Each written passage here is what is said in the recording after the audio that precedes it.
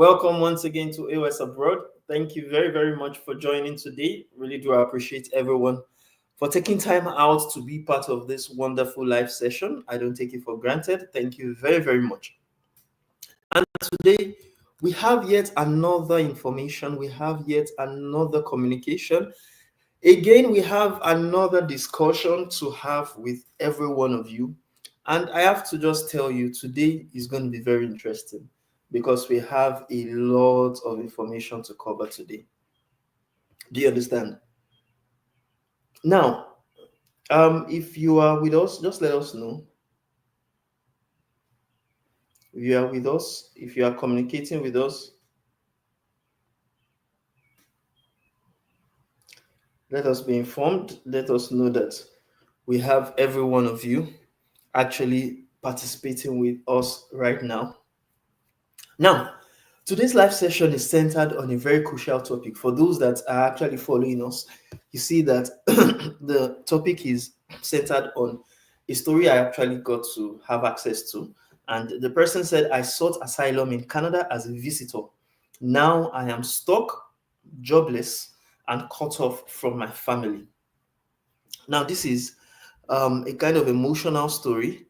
It has an emotional background to it. And I would say I would really not be able to understand, or I would have not really been able to understand this story if there's if I'm not also having a family of my own right now, if I have not had access to this person talk to me about his own ordeal. And I would say this is not a very good position anyone should be in, especially someone that is looking for greener pastures abroad, especially someone that wants to. Because most times, why do we Africans, why do we Nigerians work on immigration? Many people would always argue that they are working on immigration in order to better the lives of their family, right? Many people would always say that they are working on immigration in order to benefit their family, so that their family would be able to enjoy the benefit of becoming what? Of becoming global citizens, of becoming permanent residents, of becoming, you understand, or staying in a country that is sane, staying in a country that, you understand, values its citizenry, staying in a country where you as a resident will feel welcomed. But many people at the end of the day, they don't feel welcomed in the countries that they go to.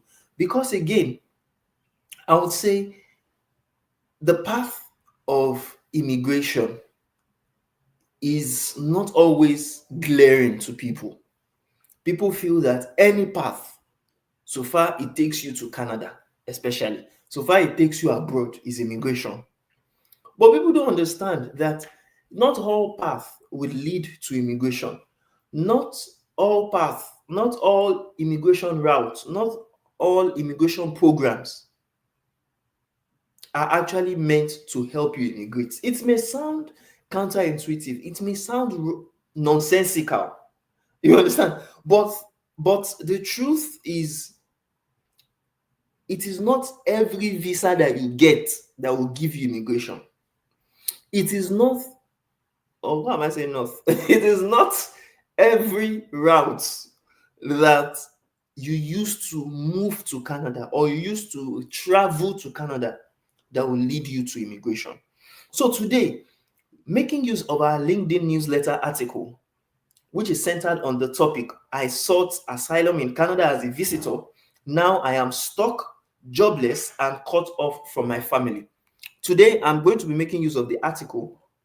And for those that for those of you that are on YouTube, for those that are on Instagram, on TikTok, please, you can go on our channel. You can go on our newsletter article on YouTube. This was published June 20, 2025, this article, and we'll be using it to actually talk about this conversation today. As I said, this is a conversation not from me. I'm not the one, because many of you would know that I didn't come to Canada through a visiting visa or through asylum. I came through permanent residence. You understand? But this is someone that I got to speak with. This is someone that I would say is in our own community here in Ontario. Is someone that has actually seen the bad sides, so to speak, of you coming into Canada as a what? As a visitor, and you understand, aiming to actually become a permanent resident through the asylum pathway. For men, it's now, just like the last conversation we had, the last story we had, for those that were coming to Canada as students, you understand, international students, and wanting to switch to permanent residence. For many people, that is always their goal. That when I just even come into Canada, when I get into Canada, I'll be figuring it out, right? But it works for some. It works for some. Do you understand? Study route, especially study permits, it works for some. Thank you, Nana Zula. I really see your like on TikTok. Really appreciate you. Thank you for always joining. We always see you. You're always participating. And you can always join. Let us even see your face. You can join on live with us on the TikTok live so that we see your face, we interact with you, and we know who we are. We have been always seeing on our live sessions. Do you understand? Now, just like I said, for the first story that I was talking about someone that got study permit, the international student, and has been here for 2 years, just like me, you understand? She was saying it in her own confession, so to speak, that the study permit route, it works for some. You understand? After spending tens of thousands of dollars, tens of millions of naira, it works for some to come into Canada, to become student, and after some time become permanent residents. But people don't know about those others, or they don't care about those others. Because, okay, look at the statistics of those that came into Canada as international students. We have over a million or 2 million thereabouts that the immigration, what they call it, body says that they are currently in Canada as students. But this particular year, in fact, it was initially 500,000 permanent residents they wanted to bring in this year, but they have reduced it to about 350,000. So if you look at 2 million international students to 350, if they are to pick, if all the permanent residents Canada are going to invite, if all the permanent residents Canada immigration are going to give the PR status to, if they are going to be the international students, you understand, for this year, look at 350,000 to 2 million international students. Not all international students can become what? Permanent residents, even in this year. And of course, we know that it is not everybody that are in Canada that become permanent residents in a year. They will still bring people from outside to become permanent residents, right? Just like people like us, that we were brought from outside, we were brought from Nigeria to become permanent residents at the first day, on the first day we landed in Canada. Now, see the situation of this man telling his story. His story, the title of his story again, I'll reiterate, is he said, I sought asylum in Canada as a visitor. Now I am stuck. 2, I am jobless. 3, I am cut off from my family. And I was talking about the pain of being cut off from your family. We that are just having new families coming up, we know how every moment is very crucial. The moment when you get married, the moment when your first child is being given birth to, you understand, in the hospital perhaps, the moment where you are meant to be there as a father. Do you understand? As a father figure to, you understand, take care of your young ones. The time when they will start crawling, the time, you know, those moments, they are very, very crucial, very, very important for a family man to be always there, to be available, so that you not be part of those that will go at the end of the day to paternity court. Now, guy be saying, am I the father of the child? Am I the this? Am I the that? Because you were away. You were away from your spouse, you were away from your wife. At the end of the day, you don't know if your wife is collecting bola from another person outside. That's only. I'm not insinuating anything, because I know the person that actually told me this story, he may also be listening to my life. I'm not insinuating anything. I don't know your wife, so I'm not insinuating. But I'm just trying to make you understand that sometimes these issues that looks trivial sometimes may lead to a bigger issue later on down the line. Do you understand? Where some people are saying, no, the paternity, I was in Canada when you gave birth to this child. You understand? How come I calculated in the month? It has already, so I've passed, you understand? I'm now 1 year in Canada right now. When did you give birth? You just gave birth to a kidney within 9 months. I know they deal. I'm just, I'm just saying what things that can happen. You understand? By virtue of you coming into Canada the wrong way. That is my own. I'm not saying someone not give birth. That someone give birth and it's not someone's child. Please, so I'm not paternity court. I'm not lawyer that will be looking for DNA. I'm not paternity court. Don't be like U.S. How did they do their own? So that's my own disclaimer. Okay, let's now talk about the article. If you are going to follow us, go on LinkedIn on Relocation 360 at by A.O.S, and you will see this article. We published this article June 2025 that we are going to use today. So let's say it has, the person said it. The person said, why my visitor visa and asylum decision was a painful immigration mistake, and what you should know before you make the same one. Due to client confidentiality, the person's name is not used in this article. Rather, we have changed the person's name to Isaac. Isaac, a disturbed refugee claimant. Now, he said a lot of things to me on phone, and there are some things that I can share here, and there are some things I can't share. Do you understand? But I just want you to understand that we are saying these stories to make you learn from other people's mistakes and try to avoid the same mistakes, because now it is even worse than when Mr. Isaac came into Canada. They still even allowed him to stay in Canada for like a year. He's still trying to fight his case in the courts. He's still trying to do this. There are some people that they will not even give the opportunity to fight their case again. Because, of course, I think the last time I talked about the Bill C, is it BC 19 or BC 8? I've forgotten that bill. The bill that Canada has actually initiated in the House of Commons, I believe, where they are saying that now, if you seek asylum at a particular time, when before you, like maybe 2020, those that came in around after 2020, if you seek asylum and you do not seek asylum, in fact, they can deport you ASAP, quickly, right now, because now they are not giving people opportunities as they are giving people opportunity before. So things are changing. Do you understand? Things are changing. It's not like before again. And many a times, I think this has claimed so many. In fact, some people have think that, oh, what you said before last year is different from what you said this year. Shebi, you said that before 6 months. 6 months, I'll become permanent resident. And I do tell people, me, I'm not God. You understand? I'm not God. And I don't claim to be God. I don't claim to have futuristic knowledge. Yes, we may say some things based on the statistics, based on what was prevalent last year. You understand? Based on what we were doing last year that was working. But now, things are changing. For some people, it is for the better. For some people, it is for the worse. For some people that are not willing to take action, quick action, as at a particular time that we say, okay, this thing have changed, try this thing again, this thing have changed, do this thing instead. If you keep complaining that, oh, you said this last year, you will continue waiting. It go shock you. Continue waiting, because time is waiting for no one. If you believe that time waits for no one, if you believe that, okay, today now, if you look at the time now, this is about 4:04 in Nigerian time, that will be about 9 p.m. Is it the same time that we have right now that will be in the same in 1 hour time? No.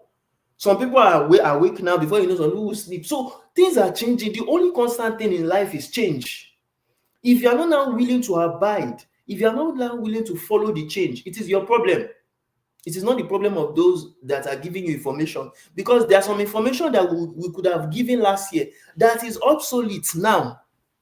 Don't blame the messenger, blame the message. You understand? Don't blame the messenger, blame the message. We are just the messengers. We will give you the message as we see fit at that particular time. And that's why, of course, on all our social media platforms, we give disclaimers. Firstly, I'm not an immigration consultant. Yes, for many people that want to ask, I remember one of the last consultation sessions I had with someone, and someone was telling the other person on the phone that, hello, this is Aziz. Yes, Aziz is an immigration consultant. I said no, because I know wahala when it comes. As they are saying it now, they are trying to hype you in front of another person. When that person now, when the hype now enter that person head, the person will be misbehaving, thinking that you are the one that is working with IRCC. Abi, you are even the IRCC minister. I am not too. Some people always think maybe I'm the IRCC minister. I am not you. Disclaimer. Oh, I am not an immigration consultant. I don't consider myself as even a travel agent.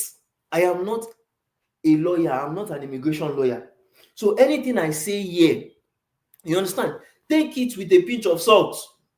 It's the truth. Me, I will tell you the fact. And sometimes when you even tell people the fact, it is we that we are saying the fact that they will say it's scam. You understand? People that are not say, Canada, it's a lie. You can enter Canada anytime. Forget when you go there, you will figure it out. Those are the people that do not say they are saying the truth. I say no problem. Me, I will say the one that I can say. Right? I will say the one I can see. And just like the story we have today, Mr. Isaac, which is the distraught refugee claimant, he wants to say the one that he did not even hear, like me, I heard it. He experienced it. So if you will now say the person that experienced it is lying, no problem. You understand? Most times, I think I've realized it now that especially Nigerians and some Africans, they like to be in that position whereby they will be the one that will make the mistake themselves. Yes, it sounds stupid, but sometimes some Nigerians want that. There's always one thing they will say that when my own turn will be different. I say okay, no problem. Everybody wants his own turn to be different now, because the person that came, that is saying his own story, so that you should not go and make that same mistake. Him didn't want his own turn to be different. You understand? Or maybe God was not at his own side. Abi, when he was making that mistake, no problem. Any which one you want, it is you that will say the story. Just like this man now. I remember when this man wanted to come into Canada as a visitor, and we say, walk on, calm down, do this. He said, okay. He said, let him, when he get there, we figure it out. Now he's figuring it out. He's not telling a story with how he is able to figure it out. Let's listen to him. Again, he said, why my visitor visa and asylum decision was a painful immigration mistake, and what you should know before you make the same one. Isaac, a disturbed refugee claimant. Now, if you look at what he said he's not saying you should not go and make the mistake, but he's telling you what do you need to know, so that you too, you will not be part of the people that will be saying, oh, I was not informed, oh, I did not know, oh, they did not tell me. Now you are being told. He says, my journey to Canada didn't go as planned. When I boarded that flight to Canada on a visitor visa, I thought I had a plan. Like many others, I came hoping to escape pressure, uncertainty, and insecurity back home in Nigeria. I had businesses and properties in Nigeria which were making me money on a daily basis, but I wanted a better and safer future. And see, at a point, there was one time I always telling people that Talika cannot come to Canada. It's a lower that will come to Canada. See, quote me anywhere. Immigration is not meant for people that are Talikanians. Immigration is not meant for people that are poor.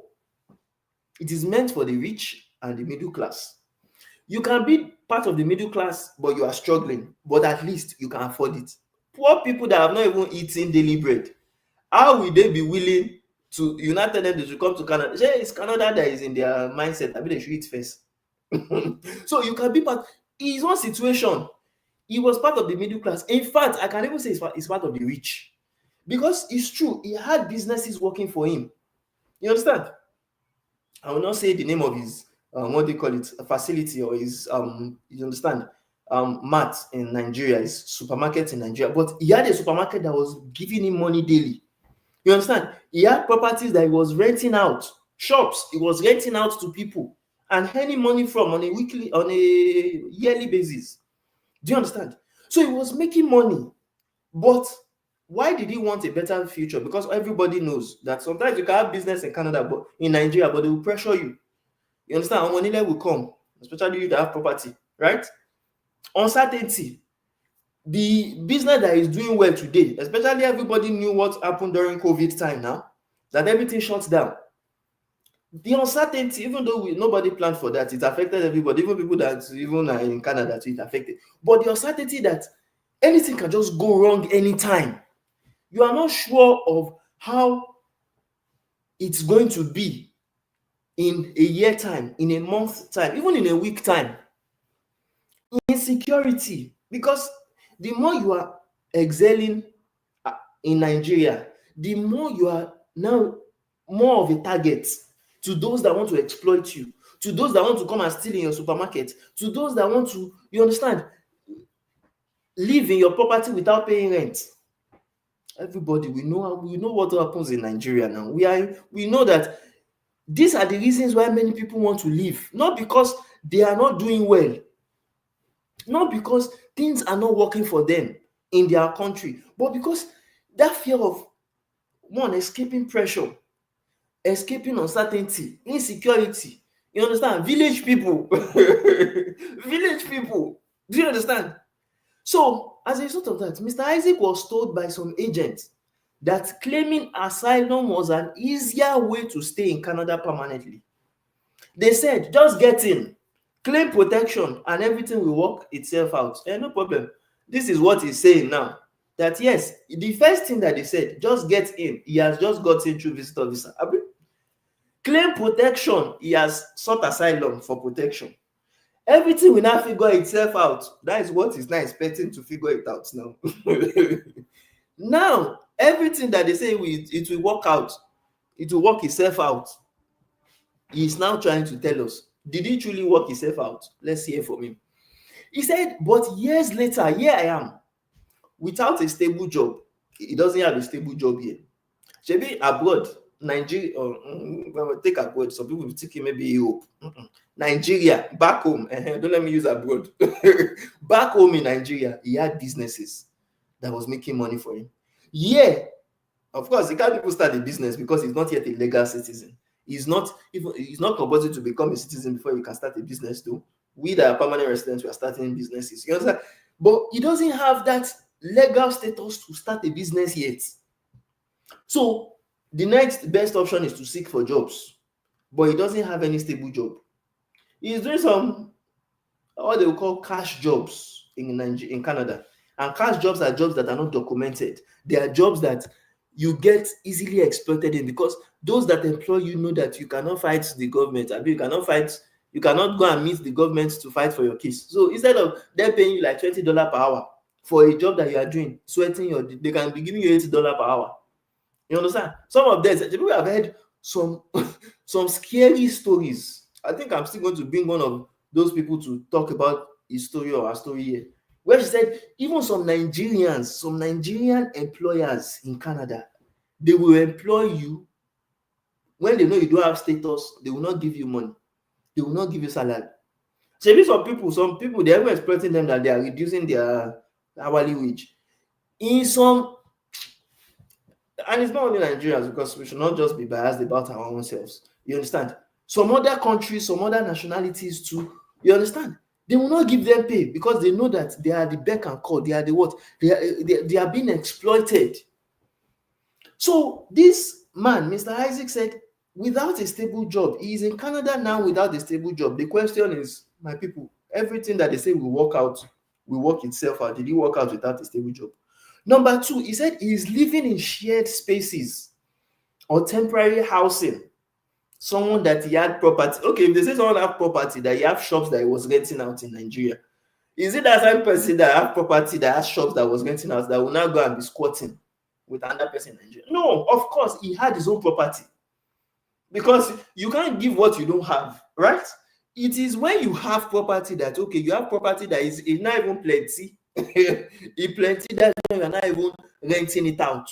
So for someone that has property, he would have been in his own house, whether he bought the house himself, whether, you understand, he built the house himself, or whether it's even a house where he's monitoring things, Isha would have his house. But now in Canada, he's living in shared spaces.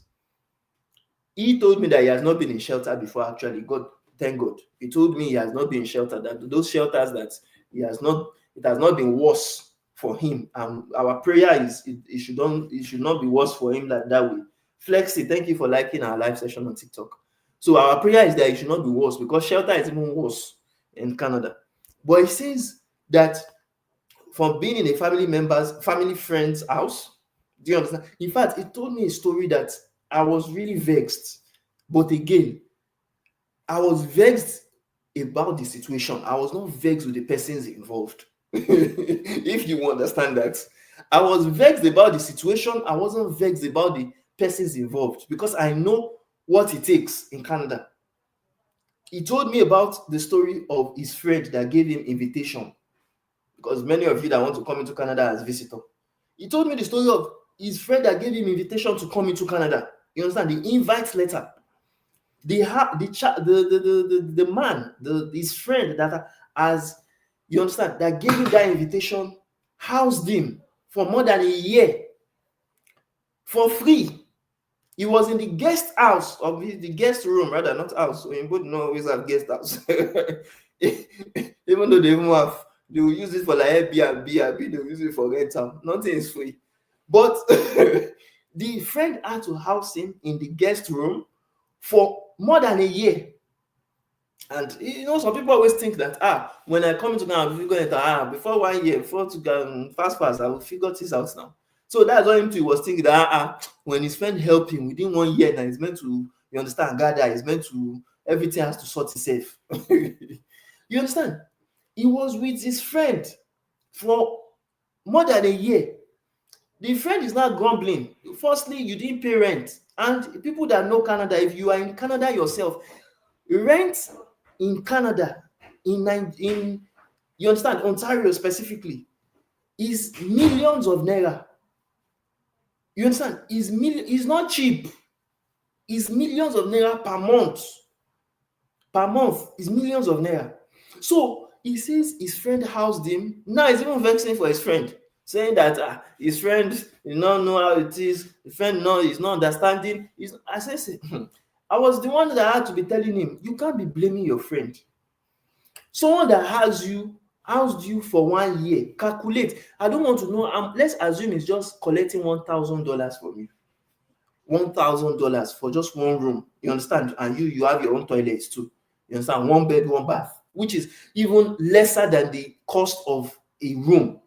And I had to analyze it for him that 1,000 times 12 without the other months that he housed you, but times 12, that is 12,000. In Nigerian naira, that's like 15 million. So for a year, he has been housing you for free and been giving you accommodation up to or more than 15 million naira. You understand? Apart from the feeding, even though of course you said that when you were in his house, you were also supporting him, you were helping with the cooking, you were helping with the, you understand, foodstuffs and stuff. But you have to understand that a guest is a guest. Do you understand? A visitor is a visitor. You can't come on the pretense of being a visitor in Canada and now spending up to a year in Canada in someone's house, someone that has housed you for the normal basic visitor visa will lapse for 6 months. Okay, thank God this Mr. Isaac in question was able to renew his visitor visa. He renewed it like 3 times. You understand? So, and in every of those times, they'll give you like 2 months, 3 months extra, 2 months, 3 months extra. But at the end of the day, you have been in this person's house for 1 year. It is not me, but I have to be sensible to analyze that this person, you cannot call him a village person or village. He has helped you. You understand? Ore de niwon. Thank you, Orest Gold. Ore in Yoruba, they say ore niwon. Charity has limits. That is the meaning. Charity has limits. It will come to a time that your charity will now come and say maybe you are dense, you don't have sense, you understand, they are taking you for granted. This person, for him to house you for over a year, you not paying rent, you understand. You say you are not working, he has to understand. He understands. If he did not understand, he will not house you for 1 year. If he did not understand, he will not house you for 1 year. He housed you for 1 year for free without paying a dime. So you have to understand that he has tried his own best. Do you understand? He has tried his own best. So this person, Mr. Isaac, said, here he's in Canada without a stable job, living in shared spaces or temporary housing. He was living with his friend, which I've explained. He said he's now trapped in legal limbo because people always think that once you apply for asylum today, especially when you come into Canada and you can't also in the airport, once you can't also in the airport, they will take you like, oh, this person, they they play my fans. They play my fans. You understand? He is now trapped in legal limbo because now, see, the lawyers that are helping, and you can't blame the lawyer because some people would like to blame people, we are so good, especially Nigerians, are found out that we are so good in pushing the blame on another person. You understand? We are so good. Honest God say Oyolowa. Yes, thank you. On your own, for those that don't know Oyolowa, on your own, that is the meaning. We are so good in pushing the blame. After he pushed the blame on his friend that asked him for 1 year without pay, without him paying for rent, he also wants to now be blaming the lawyers that, okay, it's the lawyers. The lawyers did not help him enough. The lawyers, with all the money that he's giving the lawyers. See, you have to understand that thing, that there is structure. There is structure. I'm trying to not divulge so much because of client's confidentiality, but again, I have to let you know what is at stake here, what you really need to understand. You understand?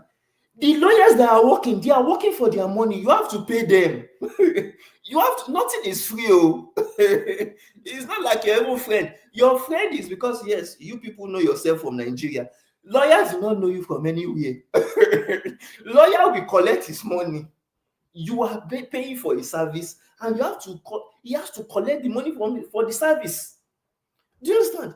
So he's saying he's trapped in legal limbo, and even the Baba barrier. He said now he is even unable to travel back or reunite with his loved ones abroad. And that is truly the one I felt for him so much on, because I understood that it's not easy. I understood that it's not easy. So, sometimes people get frustrated, and in their frustrations, they try to take it up on other people. I understand. And I told him, you have a right to be frustrated on the fact that you can't travel back home or reunite with your loved ones. You have a right, you understand, to think that way or to be feeling sober that way.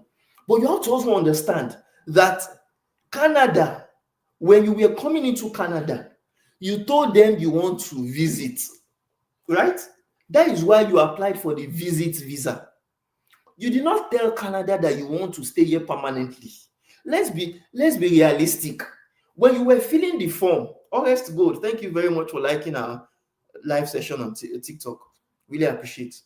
When you were filling the form, when they asked you what is your purpose of travel, what is your purpose of coming to Canada? Now you yourself, right, say, okay, you want to tour the country. Okay, you are coming for visiting. You want to visit your family friend. You want to visit your colleague, your work colleague that is your family. You wrote it there. You wrote it. So what you said you wanted to do is what Canada did for you. Don't blame Canada. Don't blame IRCC. You understand? But you have to understand that now that you came into Canada, that your purpose changed, that you say, okay, you have now entered Canada, you don't want to do visit visa again. You now want to do asylum. You want to become a refugee. Then the process of refugee has to get started based on the process that is already on ground. They will not come and change the process because you want to become a refugee quickly and get benefits. They will not change it because they feel that, your loved ones is back home in Nigeria. They did not say you should not come with your loved ones. You were meant to have applied. They say no. Maybe I first applied with my family. They rejected my family. I say, hey, they rejected you. You were not able to show that you are qualified enough to bring yourself and your family together with you to Canada. So it's not the fault of Canada that you cannot now travel back home because of. And I was telling him, because sometimes when we're having consultations like this, I have to tell you the truth. I have to tell you the fact. If you don't like it, it's your problem. But you have to hear the fact. Canada will not tell you to not move. Even if, like he said, his passport is not with him again, his this is not with that, his this again, you can request it. They will not say if you want to request it, they will not give you. You can request it. If you request your passport, they can give. Is your right. You just tell them, they do refugee again, they do asylum, you dey go back home, you want to go and visit your family, they will give you. It is not like all those employers, all those illegal employers that will hold your passport and they will not give you. They'll say you have to work and, you understand, make money for them. No, it's not slavery. You understand? They have the law. The law states that if you ask for your passport, they are obliged to give you back your passport and to tell you, okay, au revoir, oh yeah, they go. Bye bye. The only thing is, if you collect your passport, you are going home. You understand? They will even help you. That's why I like Canada. They will help you. They will help you that, oh, okay, you want to collect your passport. Okay, fine. Oh, let's help you. If you tell them you don't have the money, they can assist you to buy tickets. In fact, there was one time our immigration lawyer was telling us that, do you know that there are some people that when they want to deport them, the officials, visa officials, maybe one or two of them, they will escort them. They will escort them to their home country. It's not play. It's not that they will escort you to the airport. Always good. Thank you very much. You said honestly, true. It's not that they will escort you to the airport alone. The immigration lawyer that we have was telling me one time, he said, especially those that maybe they have committed a crime before, or maybe they can escort them from Canada to Nigeria. It is when that person reaches Nigeria that they see that, okay, he has come out for the airport, he's now in Nigeria. That is when the visa officers will come back to Canada. Yes, so Canada does it too.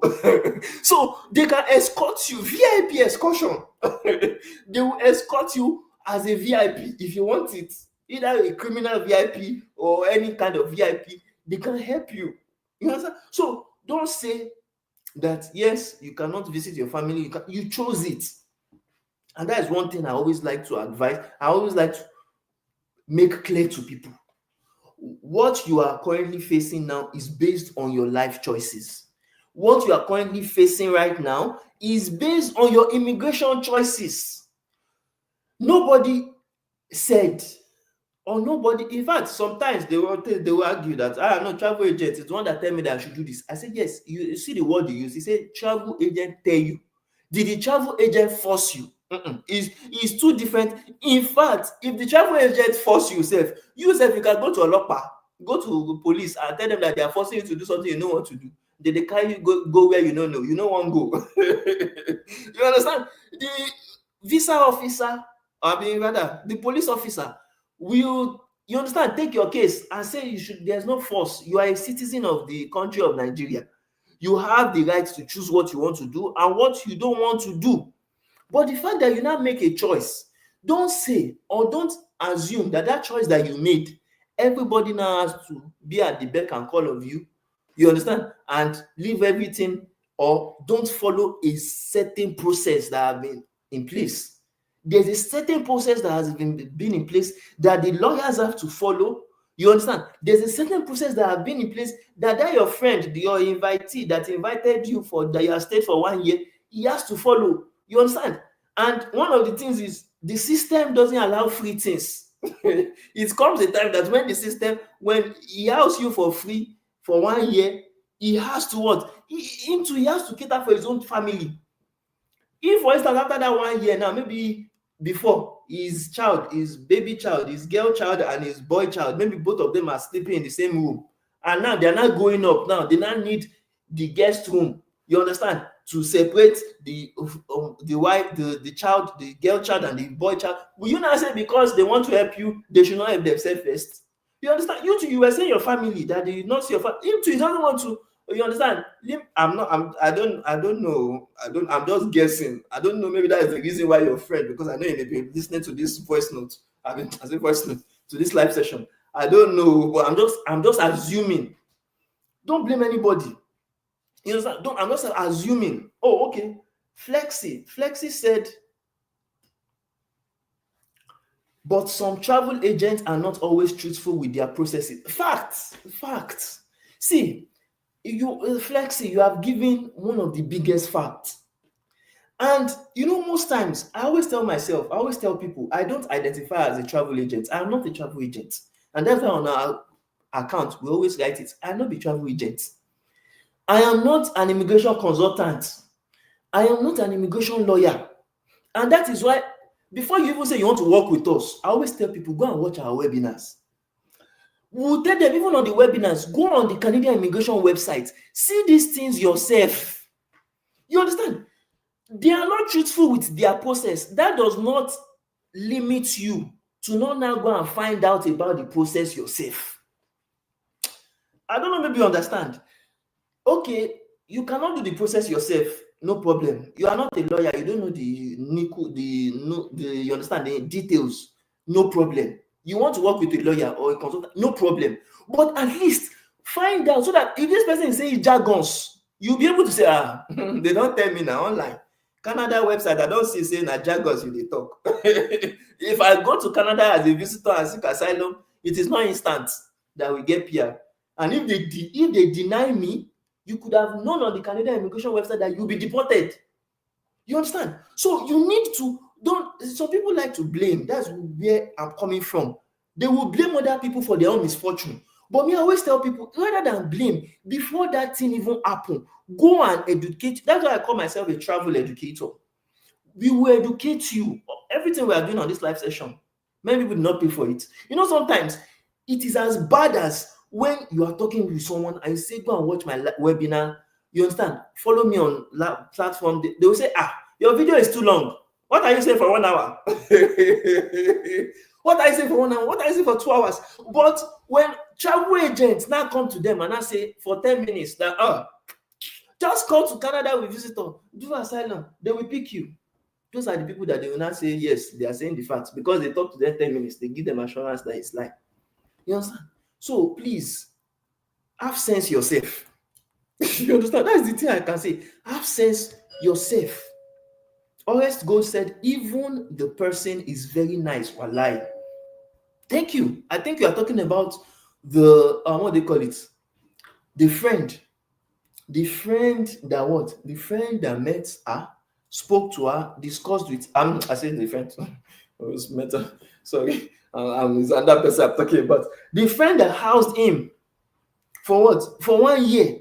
Say the friend is not nice enough to house you for 1 year. He didn't collect a dime. For what? For rent. He didn't collect a dime, and you're not blaming that friend that is village people. Let's move on, my guys. So, okay, Flexi is saying, how is it possible to communicate with you? I have some questions to ask. Okay, Flexi, the best way, the easiest way to communicate with us, as we always say again, go on our what they call it now, on our profile. There's a link there. Go on the link, click on the link. All the information, whether to contact us, whether to know about our packages, whether to work with our immigration consultant or lawyer, you will see everything in that link. Some people will always DM us that, please, I say, no problem, you can DM. If you DM us, we'll still send you that link on the DM to go and do. We prioritize people getting educated first. Some people, because of that, they say, your process is too much, we don't want to work with you. I say, no problem. It's just the truth. No problem. It's better to not work with people that will stress you at the end of the day. But if you want us to work with you, we always tell you, get educated first about the process. Know the process first. So that if it's even us that we are telling you jargons, you'll be able to call us out. This one is a lie. His mouth is sweet. He has tell me fabu. He has tell me fabu. It's a lie. You'll be able to know the process yourself. All right, let's now move on. Mr. Isaac is saying, the harsh reality no one told me. Good. This is the same. So for many people that are on our live session, if you want to know the article that we are currently reading, go on LinkedIn on Relocation 360 by A.O.S. That's the newsletter name. And the last article that we published is this article we are reading. The article that states or that reads like, I sought asylum in Canada as a visitor. Now I am stuck, jobless, and cut off from my family. Now, the harsh reality no one told Mr. Isaac.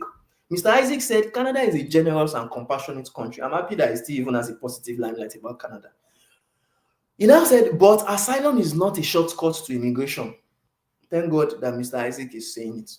He said the refugee system is meant for people fleeing real persecution, people fleeing war, people fleeing violence, people fleeing targeted threats, not people that are feeling economic hardship or unstable political environment alone, like the one that is in Canada. I mean, the one that is in Nigeria.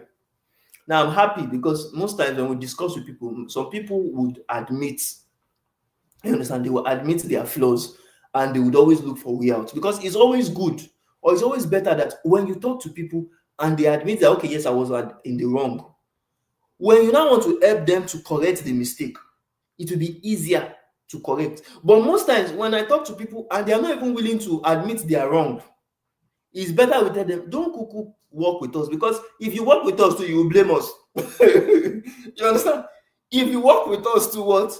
You will blame us because at the end of the day, if you go see, if you go hear from your friend, there be anybody that this person say this person help me, and at the end of the day, you understand? So please understand it.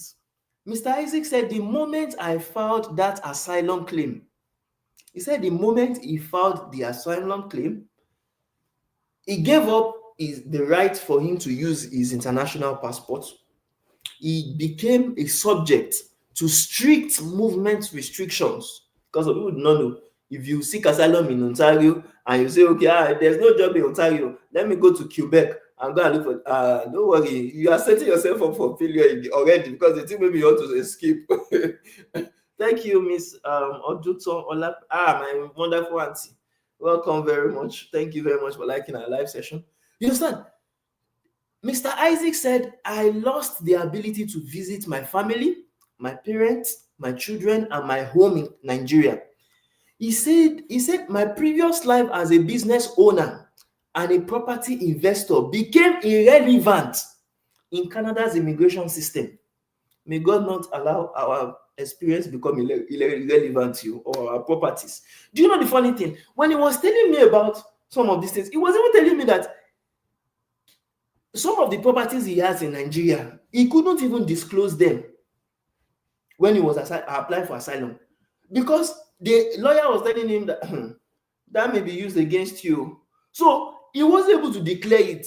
His property couldn't help him. The businesses he was doing, he couldn't, because some of the businesses, of course, as an Igbo man now, because of course, an Igbo man, he can't leave his business alone. Another person is helping him to manage it. You understand that it's his family member. He can't even say that his family member is helping him to manage the business because they will be looking at family member is helping manage the business and you are here, you are still making money from that business. You understand? There will be a lot of things. That's why people don't realize how in-depth asylum is. So if there's one person that we know too, that is very close, that is saying when she came into Canada, she had to call herself LGBTQ. You understand? She had to call herself that too, so that she can, you understand that kind of thing. No, forget that side. No, not talk too much because that's not the bone of contention. But I have to make you understand that it is life altering. Don't just think it is one other route, one other way to come into Canada or to stay in Canada. You may think that, but Canada will not help you to think that. They will take your matter for head. And if they put your matter for head and you just go and do one slip, you got a mistake, you got an over yarn, you got a miss yarn. you got to show something you're not meant to show. They're going to deport you. So he said, even though I once had wealth and freedom in Nigeria, I traded it all for uncertainty and isolation.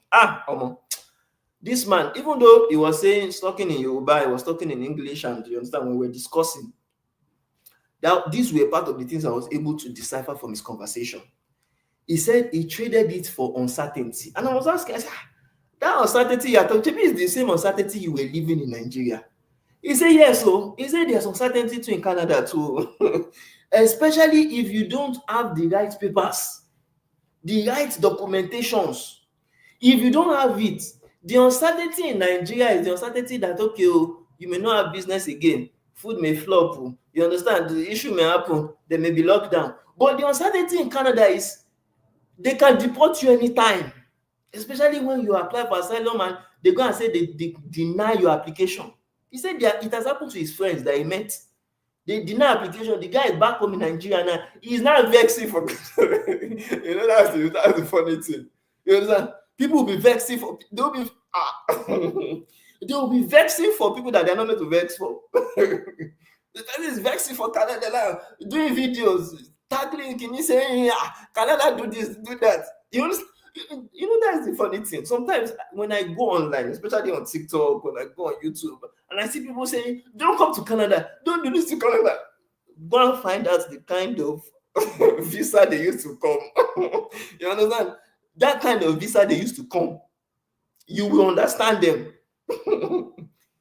Many people that even came through permanent resident, find out, did they have the same information or accurate information? Like, did they do research well before they came? If you are part of those that did research well, yes, there's some research you do that when you come, you see the reality. But it's not going to be so drastically different that you are not going to know that, oh, okay, yes, now I found out about this thing. I know this thing happened in Canada. I know that. You understand? You shall know some aspects. But find out those people that will be saying, Canada is this, is those, is scam, is everything. When you ask them, which kind of visa do you use to come? When they are telling you visitor, when they are telling you student, you will know that, okay, it's them. You understand? It's them. Okay, Mr. Isaac said, lessons I wish I knew sooner. And this is where I always appreciate people, because for people that are willing to listen, and people that are willing to think deeply, this is where I always appreciate people.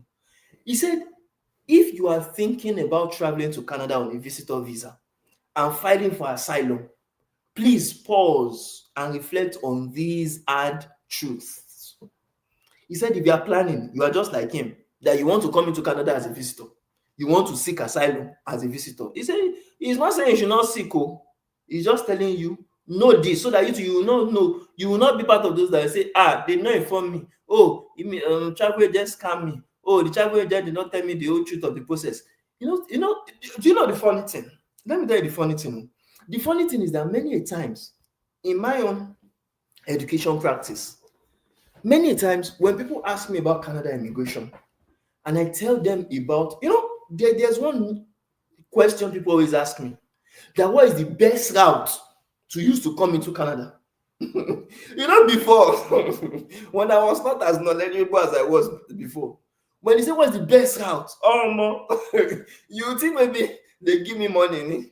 I will start talking about PR. I will talk about permanent residence, how I got benefits, you understand? I'll be so geared up. But now, when people ask me that same question, that what is the best immigration route? What is the best? Now question me too, I use the answer. Now question. If you ask me what is the best immigration route, I'll say, okay, fine. What do you want to achieve when you come into Canada? What is the way you want to use, what is the thing you want to come and do in Canada? You understand? Before I answer that question, the person will say, I want to come into Canada now. I want to travel into Canada. I say, okay. What exactly? Because people are always vague. They're always vague. I'll say, okay, there are 4 to 5 different ways people can come into Canada. Or there are 4 to 5 different ways people use to come into Canada. 1, through study. 2, through work. 3, through visits. 4, asylum. 5, PR. And many times, people don't talk about that PR when I ask this question. They don't. So I got to realize is that what I wanted is not necessarily what people wanted. You understand? When people will now ask me, some people will now ask the question that, okay, which one is better out of visitor and study? Or which one is better out of work and study? So I will now know that, okay, this person is not really asking the question, what is the best immigration route? Rather, he is asking the question that the ones that people are doing that he has been seeing online, which is study, work, or visit, which one out of them is better? I will not tell him, okay, if that is it, Let me now answer your question now. Study. If you have 20 million naira within and around that amount, study is fast. It's not only fast, you can come into Canada within few months. You understand? You can be respected because colleges want to help you come into Canada. They want to give you, you understand, good opportunity. Sometimes some colleges can scrap application fee. I will tell you the benefit of study. So if that's what they want to hear, I will tell them. But the person say, no, no, no, no, no, no, no, no. I don't have time to study. I want to come to Canada sharp, sharp. I say, sharp, sharp. Good. If you want to come to Canada sharp, sharp. Visitor visa is the way. You understand? So at the end of the day, I found out that the questions people ask is not the questions that I have a bias towards to respond based on what I experienced. But I would answer the questions based on what they want to hear. Because if it is based on what they want to hear, many a times I found out that the talk is always small. I will not talk too much. You understand? Because if they pay for clarity calls, consultation session, and I tell them what they want to hear, within 5 minutes we are done. But if me, I can't be talking like Emi Alaro. I can't be talking like person wey no know how to shut up. I say pia, pia, pia, pia, pia. At the end of the day, when I talk pia, pia, pia, pia, pia, they will now still come back and ask that, but wait, oh, my friend. It's small, small, they will not say it. You will not look stupid. It's small, small, they will not say it. Say, but my friend, you went to Canada to study. Oh. And when you went to Canada to study, now he's doing well. Now he's working. Now he has a degree. Now, but what they will not know is that many of those friends, they may be coming, they may be working through postgraduate work permits. But so far the friend is working, the friend is already successful. So far he's working, the friend has already win Canada without doing an ELTS, without learning French. So most times I don't bother about talking about my own biases again. I bother about, oh, what do you want to hear? It is that thing you want to hear we'll discuss. If you don't, if it is not that thing you want to hear, then there's no purpose for us talking about it. Now let's go on. Mr. Isaac, he said the lessons he wished he knew sooner. One, he said if you are thinking about traveling to Canada on a visitor visa as filing for asylum, please pause and reflect on these truths. Number one, he said asylum. Asylum is not a guaranteed path to permanent residency. For those who want to hear it. For those who don't want to hear, forget it. You understand? Don't do as if you hear. Come in and be figuring it out. You understand? Now, many claims, he said many asylum claims are denied. And you could face deportation after refugee rejection or years in legal limbo like me, uncertain if you will be allowed to be in the country or not. Do you know some people have faced legal limbo? We have some people in our community that are illegal immigrants. They are illegal immigrants too. When they see police car like this, they have high face. They have high face. They don't born them where to drive. Maybe some of us are still driving. You understand? People that have license, legal license. You drive, you take in, go and cruise, enjoy yourself, have fun. They don't born them with. If they drive, if camera catch them, now deportation be that you with crime sef. They will deport them with crime. That yes, they don't have license, they are driving. You understand? Or even let's say they don't have license, they still commit crime by, you understand, still being in the country when they have told them to self-deport. You know, Canada, I like them. They don't always first deport you. They will tell you to self-deport. If they tell you to self-deport, you do not hear them. That's when they can carry your matter for it. You understand? If they tell you to self-deport, you did not self-deport yourself, you say, Canada is not, it's not as harsh like that. No problem. When they will get your time, when they will have your time, they will show you. You understand? That is number one thing. Number two thing he said, you may lose your ability to travel abroad for years. He said refugee claimants, that is where it is worse, that people don't know. Refugee claimants often can't leave Canada or see their family members back home without risking their asylum case. come to think of it, your life was truly, if your life was truly in danger, this was the question he was asking. He said, if your life was truly in danger in your home country, why would you want to go back to where your life is at risk? It's very typical. Because some people, when they talk about asylum, and I even ask them the questions through consultation, that, okay, what do you think is asylum? You say asylum to be is just become a more jobber. And you understand? Sometimes you just wonder, where are you getting this information? Like, where? Sometimes I kind of, it baffles me that, okay, asylum just to become a more jobber. What do you know about becoming a more jobber? What, like, to become a refugee, what do you think it entails? So people don't know. It's just like someone that I heard the story too that time, that he come in front of visa officer. Like, this person have entered Canada. This person, when I heard this person's story, the person have entered Canada and he go in front of visa officer, and they're not asking him, because he came to study, they're not asking him that, okay, oh, which school do you want to attend?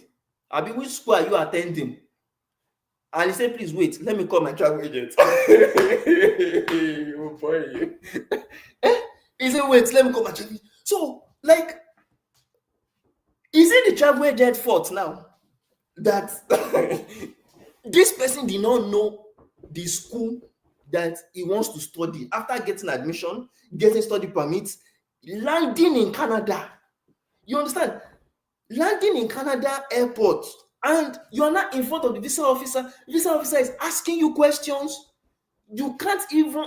The thing off me. The thing off me, because sometimes I always wonder. People blame, but at the end of the day, they will never see their own wrongs and blame themselves.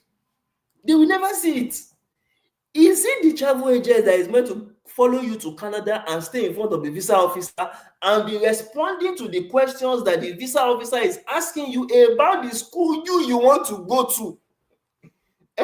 About the school you want to go? Because sometimes, at the end of the day, I found out that even village people are people themselves.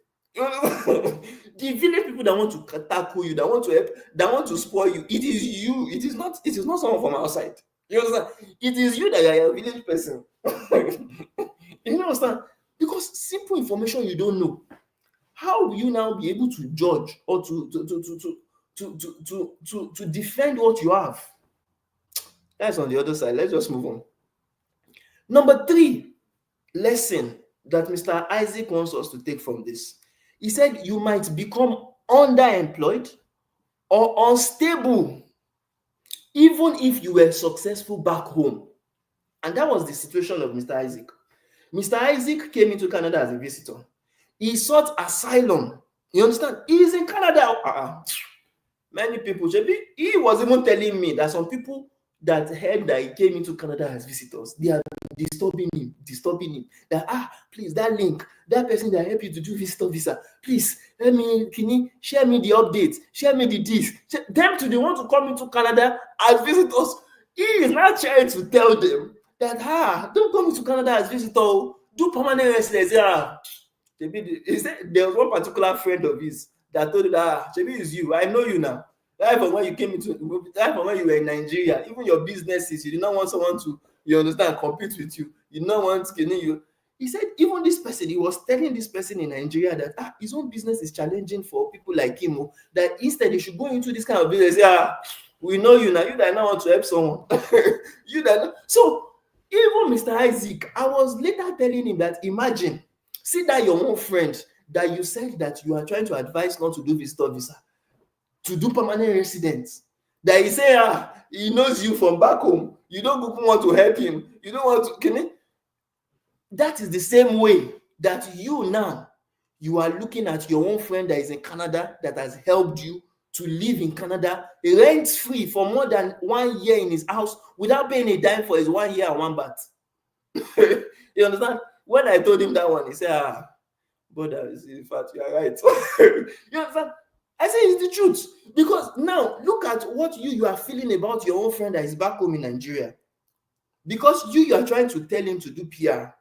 You are trying to help him to do something better because you have seen the issue of visitor visa and seeking asylum. But he doesn't want to believe you. He's thinking that, oh, shebi when you were in Nigeria, you didn't help me for business. Now you are now like his own village people. See how the issue complicates. You understand? See how the issue has been complicated. Do you understand? So at the end of the day, I realize this thing is a revolving door. Is a revolving door. No matter how we say it from today till tomorrow, some people will not hear. And many a times I've realized it. In fact, if people hear, all those scrupulous travel agents will not make money. So sometimes it's even good people don't hear for some people. But again, even if it is good for some people, again, for people like us, we will still say it. If you hear and you abide, good for you. If you don't abide by it, no problem. See, at the end of the day, you will be part of those that will come to Canada and they will not be looking at us. Some people will be looking at us that we have PR. They will not be envious. You will not be wondering that, sometimes I was wanting to blame people. I say, is it not who tell them when they go do kini? But at the end of the day, I just kind of leave it be that, see, what God has done for you, appreciate it. Other people, don't pray for them. Pray for them because I don't pray for people to be in that situation. I don't pray for people to be in that situation. And if they are in that situation, the better thing is that they should know their mistakes and quickly work on, you understand, solving their issues, than trying to push blame on other people, and that nothing will get solved. Nothing will get solved. Rather, take the initiative. Just like Mr. Isaac said, he said you might become underemployed or unstable even if you were successful back home, if you came into Canada as visitor and seeking asylum. He said professionals, entrepreneurial or investment experience abroad does not automatically open doors in Canada.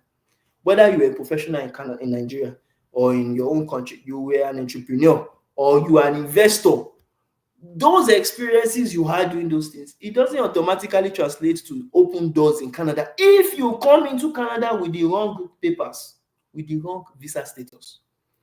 As an asylum seeker, Mr. Isaac is saying it is what the government gives you that you take. No more, no less. Right? Number 4, he said there are better alternatives. Better alternatives to become or to stay in Canada. Better programs like skilled worker programs, provincial nominations, business visas, or study to PR route if you plan to qualify. If you plan and you qualify. He said, I knew about them myself, but I was blinded by wrong advice. He said he knew about all these programs, but based on what travel agency, that's what he was putting on his head. He's now asking us, he's now saying what I would do differently, what he would have done differently. He said, one, I would have invested in a real immigration plan, not just following an emotional reaction or hearsay. What other people say is what he do. He said, two, I would have spoken to a licensed immigration consultant or a lawyer before making any decision. Do you know funny thing? There are some people that my immigration lawyer will talk to that will tell me, he said before, and that's why, in fact, last year and this year we have changed so much in the way we actually operate and the way we do business. He said when he was first, you understand, starting into immigration, he said many times when people say, okay, this is what they want, this is what it is, and he says he knows that this is not the best thing for them. He doesn't mind. Shebi is the money. He will just do it, collect the money and claim out. But he says now, no matter how much the person wants to do it, he says it's better to go and to refer the person to another consultant. That okay, go and meet this person. This is what this person specializes in. This person will help you to do it. He said he doesn't always want to do it. You understand? He doesn't always want to do it because it's not at the end of the day. Those set of clients will still come and blame him that Shebi, you know the better route. Why do you not allow me to do this route? Oh, Sasco is asking, I am just joining your live session. Who is Mr. Isaac? Okay, thank you very much, Sasko. Mr. Isaac. Well, it is a cover up name. It is a cover up name. The person's name is an Igbo person. I don't even want to even say sorry, I don't even want to say the tribe, but the person is an immigrant, or let me say, is a refugee or an asylum seeker in Canada. You understand? The person is in our community, and he's currently working on his asylum. He came into Canada as a visitor, but at the end of the day, he has been here for more than a year, gracefully, because some people would notice that, for more than a year, I think that's one of the things one other person talked to me about that. So someone can stay in Canada for more than a year. I say, yes, you can stay in Canada for more than a year if you're a visitor. There's something they call visitor record. You understand? It is like a visitor visa extension. You can use it to extend your visa. You understand? You can, and for this man, Mr. Isaac, he has been able to extend his visa up to like 3 times. But after the third time, he didn't just want to take chances again, and he just said he should seek asylum. And ever since when his initial 6 months of visitor visa elapsed, he sought visitor visa extension. They extended it for like 2, 3 months. Again, after some time, he sought extension. You understand? So he kept seeking extensions until the third time, and they didn't reject it gracefully. Canada didn't reject his visitor visa applications, but he was fed up. Basically, he was fed up with just paying another money to renew. You understand? And he said, why don't he? When he's been accepted, why doesn't he just get another pathway? That time, I remember the first time he first reached out to us, and I said, see, sir, the best is work on permanent residence. He said, no apply for permanent residence. That now he's in Canada. It's people that are outside Canada that can be doing PR. Imagine people that are outside Canada that can be doing PR. Let me focus on asylum. People are doing. My friend is doing asylum. He's now working. That was the same thing he was telling me that time. That my friend is now working. Do you understand? My friend is now working. He was not the one telling me after we talked after a few days ago that he said, do you know that even that my friend that is just working, they just gave him work permit to be working at this for the meantime. It's not that he has gotten his PR. I say, oh, so that your friend that you said is now working, did he tell you to the level that, okay, he's just working, but he has not gotten PR? He's just working, they have not approved his visitor visa. I mean, his refugees. He said they not tell him. I said, but the question is, do you ask? He said he did not ask. I said, so you can't blame anybody. Do you understand? You can't blame anybody. Okay, Sasko text says, okay, you can continue with your discussion. Your analysis is 100% perfect. Wow, thank you very much for that. Really appreciate. Are you in Canada yourself? Maybe perhaps I can get to know you. He says, Sasko, I have lived here for 19 years. RCIC for 14. Wow, thank you very much. We have a regulated Canadian immigration consultant in our midst, Sasko. Just like I said at the beginning of this, I am not an immigration consultant. I am not an immigration lawyer. I don't even consider myself as a travel agent. I am not. But we have someone here, Sasko, who says he has been in Canada for 19 years. He has been an RCIC for 14 years. So, and he says from his own conversation with us right now that, okay, you can continue with your discussion. Your analysis is 100% perfect. So, my people, you hear from him. If you want to reach out to South, I don't know that name before. I don't know him before. Don't say I know him before. So, okay, Sasko says, oh, this is another conversation. He said, you are doing a great job. I just followed you. Oh, thank you very much. I don't even know you before, Seth.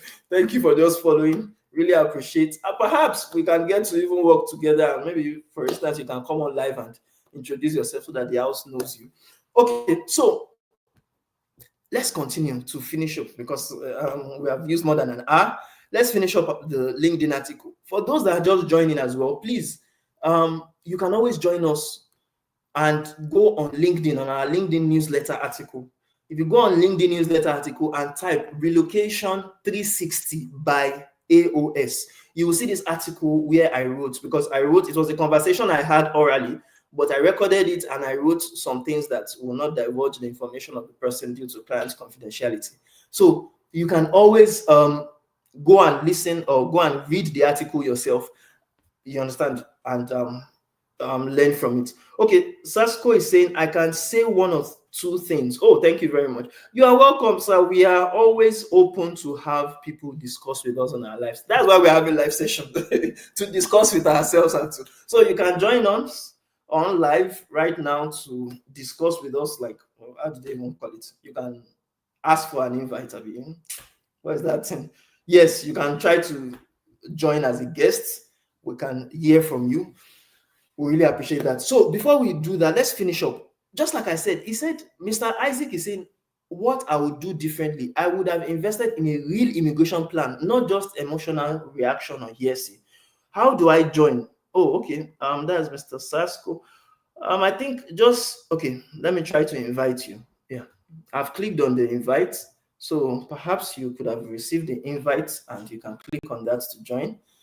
All right. So he said, I would have invested in a real immigration plan. One. Two, I would have spoken to a licensed immigration consultant or lawyer before making any decision. Fine. In this situation now, we have an RCIC that is here for 15 years. You understand, that can also talk to you. Three, he said, I would have used my resources, my education, and business record to apply through a legitimate stream, like express entry or an owner or operation business route, which I would have easily afforded, but I was looking for shortcuts. Now, this is very important, very, very important. Mr. Isaac was saying is that him too, he knew that he had the resources because he was a business person in Nigeria. He had the education because, of course, he was educated in Nigeria. He had a business, not even business, he had business. Should be someone that I said that he had properties as well that he was collecting rentals for. So he could have worked on his express entry, but he didn't want to do IELTS, which we at A.O.S abroad we are big on because, of course, that's what we focus on, language. Every time I always talk to people, if you want us to assist you with your French language learning, that is, I'm a French teacher. That is where my own service comes in. If you want me to prepare you for IELTS, for CELPIP, for PT, for TEF Canada, for TCF Canada, for DELF, DAF, TEFAC, TCFQ, n'importe test, any tests, you understand? That is where we come into the limelight to actually assist people to work on it. But just like I've always said in this live session, many people, when they hear ELTS, they don't want to hear it. They don't want to have anything to do with it. He also said that he could have worked on an owner or operator business route, like these startup visas or self-employed visas or understand things like that. I know our RCIC will know more about that. He could have done that because he said something that I held dear. He said, because I could have afforded it. He said he had the money to afford it. You understand? But he did not hear. It was travel agent he was listening to. Okay, he said, who is this message for? One, it is for you if you are a visitor thinking of seeking for asylum for convenience, that okay, you have been in Canada, nothing spoiled now, let me just seek asylum. He's talking to you. Two, if you are a business person abroad thinking that Canada is the easy way through, is an easy route through asylum, is letting you know. Or if you are anyone abroad being misled by scam consultants, friends, or agents who oversimplify Canadian immigration, then this is for you. If that's you, don't make the mistake I did. He's telling you, Mr. Isaac is telling you, don't make the mistake he did. Want to immigrate the smart way, then you can download A.O.S free Canada immigration guide. Just go on the link and you can download that to explore better options. Watch our educative webinars discussing that. This is not the only live session we have had. We have had immigration experts come on live, and I think many of you know our Kesri immigration consultants that has always been coming on live to discuss about webinar, what they call it, live sessions with you. I say live sessions, Canada immigration pathways with you. You understand? From skilled programs to entrepreneur streams. You understand? A.O.S abroad is also here to assist you with, you understand, everything as regards your immigration. Yes, yes, or she that. Mumbo. So let's talk. Basically, I have to sum this up. Someone is actually calling me. Have you faced a similar dilemma, or are you considering coming to Canada? Message me or drop a comment, and let's help others avoid emotional immigration decisions that takes time, peace of mind, and opportunity. So thank you very much. If you're interested in more insight about Canada immigration, subscribe to our newsletter on LinkedIn. Visit here for more tips, guides, and updates on your Canadian immigration pathway. Thank you very much and do have a lovely day ahead. Bye for now. Au revoir.